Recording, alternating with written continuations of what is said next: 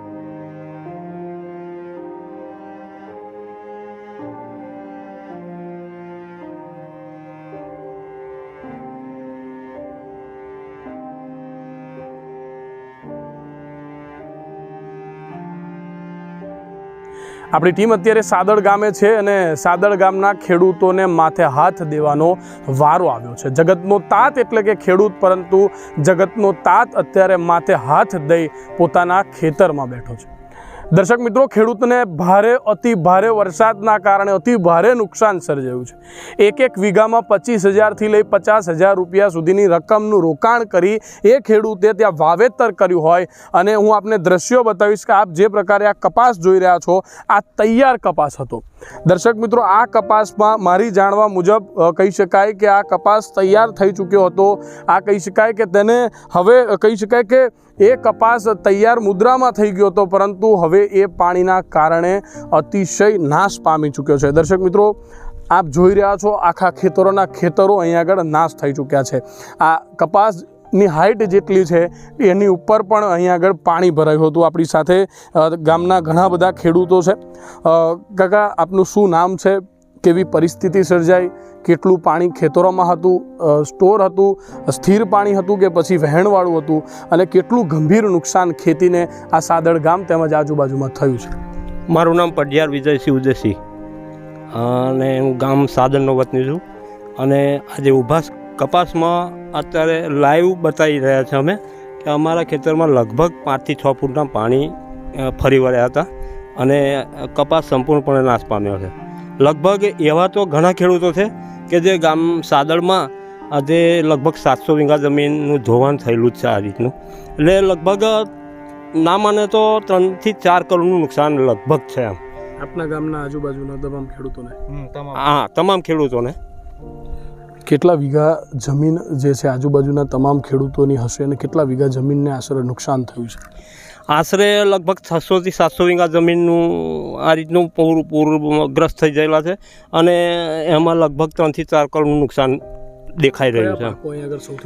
લગભગ તો કપાસનું વાવેતર ઘણું વધારે છે અને બીજા શાકભાજી પાકો છે। અત્યારે જે ઊભો કપાસ છે એને કેવી સિચ્યુએશન પર કહેવાય? કારણ કે હવે તે કહી શકાય કે તૈયાર પાક હતો। હવે તો આ સિચ્યુએશન એવી છે કે અમૃત હાલતમાં જ ગણાય. હવે પછીનું વાવેતર કરવા માટે હવે ઘણો સમય લાગી જશે. એને સાફ કરવામાં આવશે, 15-20 દિવસ બીજા નીકળી જશે. ત્યાર પછી બીજું પાછું એક પૂરની પહેલા એની પરિસ્થિતિ શું હતી? એ હવે તૈયાર પાક જ કહેવાતો? પૂર પહેલાં તો લગભગ અમને એવું લાગતું હતું કે લગભગ આ ખેતરમાં જે ઊભા છે એની વાત કરું તો 2-3 લાખનો કપાસ દેખાઈ રહ્યો હતો. 2 થી 3 લાખનું વાવેતર થઈ ચૂક્યું હતું. હા, ઉત્પાદન મળી જાત એમ. પણ હવે એ 50-60 હજાર રૂપિયા ખર્ચીને પણ આવી પૈસા ગયા અને ઉપરથી પેલું વળતરે ગયું એવું હાલત થઈ છે. દર્શક મિત્રો, 50,000 રૂપિયાનું બિયારણ લાવી 50,000 રૂપિયાનું વાવેતર કરી આ કપાસ તૈયાર હતો. જેમ કહી શકાય કે બાળકને જન્મ આપી અને 18-20 વર્ષનું બાળક થાય ત્યારે આપણને એમ થાય કે મારો દીકરો હવે સંસારમાં જીવવા માટે તૈયાર થઈ ચૂક્યો છે. એ જ રીતે આ કપાસનું વાવેતર પણ દીકરાની જેમ ખેડૂતો કરતા હોય છે. ત્યારે ખેડૂતને એમ આશા હતી કે ઊભો પાક છે અને હવે તૈયારી છે, 3 થી 4 લાખ રૂપિયા આવક પણ થશે. પરંતુ ક્યાંક ને ક્યાં ખબર હતી ખેડૂતને કે અહીંયા આગળ એવું ભયંકર પૂર આવશે કે ખેડૂતોના સપનાઓ ઉપર પાણી ફરી વળશે. આપણી સાથે અન્ય બીજા એક ખેડૂત છે. શું નામ છે અને કેવી પરિસ્થિતિ ગામમાં થઈ હતી? મારું નામ અજીતસિંહ ગ્યામલસિંહ સોલંકી, સાદર ગામનો હું પ્રગતિશીલ ખેડૂત છું. અમારા ગામમાં ઘણું બધું નુકસાન થયું છે અને ખુદ મારે 40-50 વીઘા કપાસ નુકસાન થઈ ગયું છે. ખરેખર ભાવિનભાઈ, આમાં તો મને રાતે ઊંઘ પણ નહીં આવતી. બહુ મોટો મેં ખર્ચો પણ કરી દીધો છે. હવે સરકાર સહાય આલે થોડી ઘણી તો બીજું દિવેલા પાકનું આગોતરું પાછું આયોજન થાય. 40-50 વીઘા જમીન ખૂબ વધારે કહેવાય. એમાં કેટલું અંદાજે ખર્ચો કર્યો હતો? ખર્ચો તો અત્યારે મારે 6.5 થી 7 લાખ રૂપિયા ખર્ચો મેં ખુદ કરી દીધો છે અત્યારે. અને અત્યારે રાતે અમને તો ઊંઘ પણ નહીં આવતી. અમે ખેતરમાં જ રહીએ છીએ, કપાસ દેખાયા કરે છે. અમારે તૈયાર પાક તૈયાર થઈ ગયો તો હવે છેલ્લા સ્ટેજ પર જ હતો. ફાલ આવી જાય જીંડો બેસ પછી વીણવાની તૈયારી હતી. કપાસ વીણવાની તૈયારીમાં જ હતો. હા, ફાલ બાલ બધું જ આવી ગયું હતું અને પાણી આવ્યું તે બધું જ સદંતર આ તમે જોઈ શકો છો. કારા ચટ પાડી દીધા છે. ઊભા પાકને નુકસાન થયું. હા, ઊભા પાક તૈયાર પાક વળી જ અમારો તો હોય જ. શું આશા રાખું છું સરકાર આવે જે કંઈ સહાય કરે તો હવે દિવેલા એવું કંઈ કરીએ હવે પાછા. હા, બીજા પાકનું એ કરીએ હવે. દર્શક મિત્રો, અતિશય ગંભીર પરિસ્થિતિ પાદરા તાલુકાના સાદડ ગામે છે. પાદરાના 10 ગામોમાં પૂરની પરિસ્થિતિ સર્જાઈ છે. પાદરાના 10 ગામોમાં અતિશય પાણી આવવાના કારણે જે પૂરની પરિસ્થિતિ સર્જાઈ એમાં પાદરાના કહી શકાય કોઠવાડા, ઉછેપુર અને ઘણા બધા ગામોમાં પૂરની પરિસ્થિતિ સર્જાઈ. ત્યારે આ ગામ છે પાદરાનું સાદડ ગામ. અને આ પાદરાના સાદડ ગામ એટલે કે નદી પાસે આવેલું ગામ છે. સાદડ ગામમાં નદીના કારણે ધોવાણ પણ સર્જાયા છે. ખેડૂતોની નદી પણ ક્યાંક ને ક્યાંક ધોવાણ થઈ, સાથે સાથે ખેડૂતોના ઊભા પાકને પણ નુકસાન થયું. આપણે સૌ જે પ્રકારે જોઈ રહ્યા છીએ આ તમામ ખેડૂતોના ઊભા પાક છે અને ઊભા પાકને પણ નુકસાન થયું. આપણી સાથે અન્ય પણ એક યુવાન ખેડૂત છે. કેટલા વીઘા જમીન છે, કયો પાક કરો છો અને કેવી પરિસ્થિતિમાંથી પસાર થવું પડ્યું છે? સાહેબ, મારું નામ પડિયાર સચિન કુમાર વિજયસિંહ છે. હું ગામ સાદરનો રહેવાસી છું. સૌથી પહેલાં તો ભાવિન સાહેબ, તમે આવ્યા એ બદલ ખૂબ ખૂબ આભાર. તમારા થ્રુ જે માહિતી લોકોને મળશે અને સરકાર થ્રુ જાય એ બહુ મોટી અમારી એ છે. કેટલા વીઘા જમીનોમાં નુકસાન થયું? બીએન ન્યૂઝ તો હંમેશ પ્રજા સાથે છે, અમે રહીશું. પરંતુ સરકારને શું કહેવા માગો છો? કેવી પરિસ્થિતિમાંથી પસાર થવું પડ્યું છે? સરકારને એટલી વિનંતી છે સરકાર જોડે કે અમારું જે નુકસાન આ જે થયું છે, ખર્ચો તો બહુ લાંબા પ્રમાણમાં થયેલો છે અમારો. લગભગ આ ગામમાં અમે 600 વીઘાથી ઉપર કપાસનું વાવેતર છે ટોટલી, લગભગ મોટા ભાગે 95%. હવે ખર્ચો તો બહુ થયેલો છે, પણ બીજા પાક જે તૈયાર કરવાના છે ને આપણે, એટલો જો ખર્ચો સરકાર 25-30 હજાર વીઘાના આલી દે તેટલો ખાલી અમારી નિવેદન છે તમારે.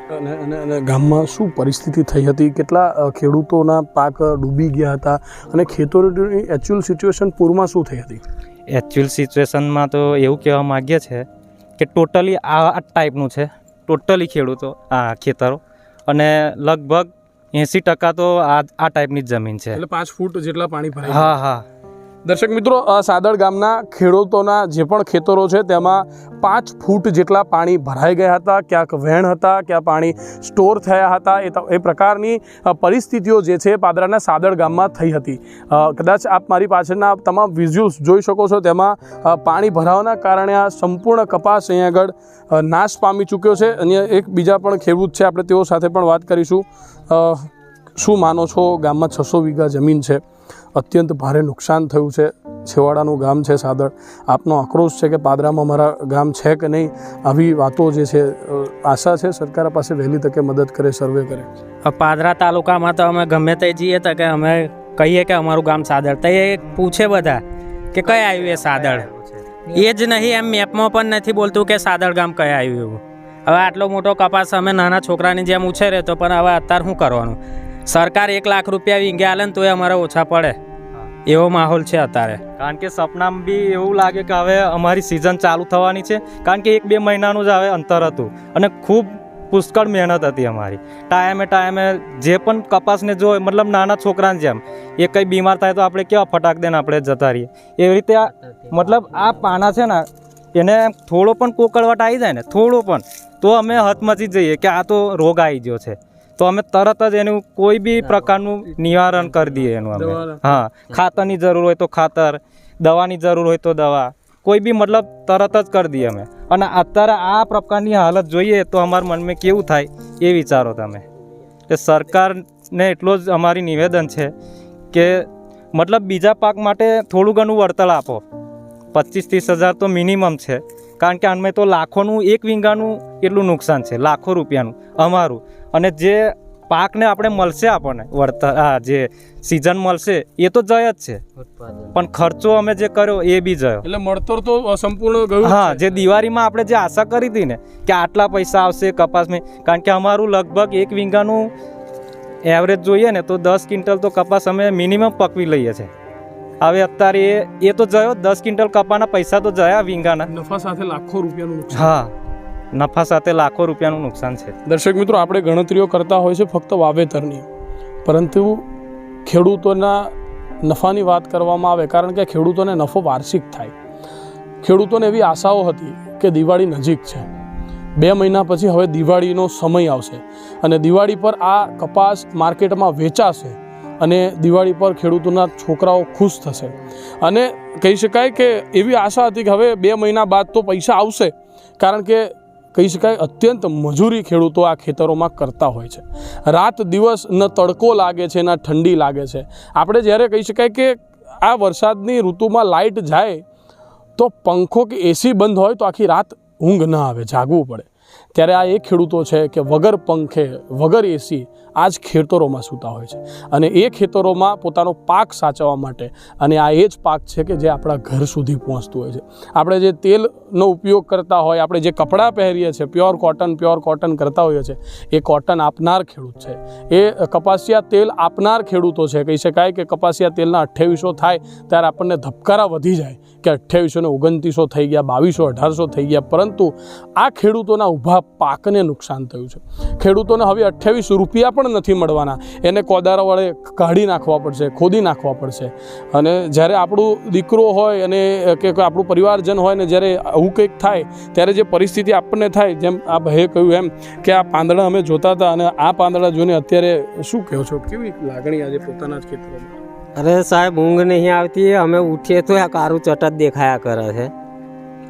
હવે સરકાર કંઈ સહાય આલે તો બીજું અમારે પાછળથી દિવેલાનું વાવેતર થાય. અત્યારે તો કોઈ પરિસ્થિતિ જ નથી. ના, કોઈ પરિસ્થિતિ નહીં. આવો અને સાફ જ કરવા પડશે, અમારે ખોદી નાખવા પડશે, ખોદી જ કાઢવા પડશે. હવે ટ્રેક્ટરો મારી દેવા પડશે. હવે દર્શક મિત્રો, હવે ટ્રેક્ટરો મારી આ ખેડૂતો જે છે કપાસના ઊભા પાકને સાફ કરી દેશે, પરંતુ ગુજરાત રાજ્ય સરકાર હોય કે ભારત સરકાર હોય, તેઓની પાસે આ ખેડૂતો માંગણી કરી રહ્યા છે કે તેઓને યોગ્ય વળતર આપવામાં આવે. 25-50 હજારની જે ગણતરીઓ કરવામાં આવે છે, પરંતુ ખેડૂતોની મહેનત, ખેડૂતોની આશા, ખેડૂતોના ખેતરોમાં કયા પ્રકારે પાક જે પકવવામાં આવ્યો તો આજે લાખો રૂપિયાનું નુકસાન જે છે પાદરા તાલુકાના સાદળ ગામના ખેડૂતો ભોગવી રહ્યા છે.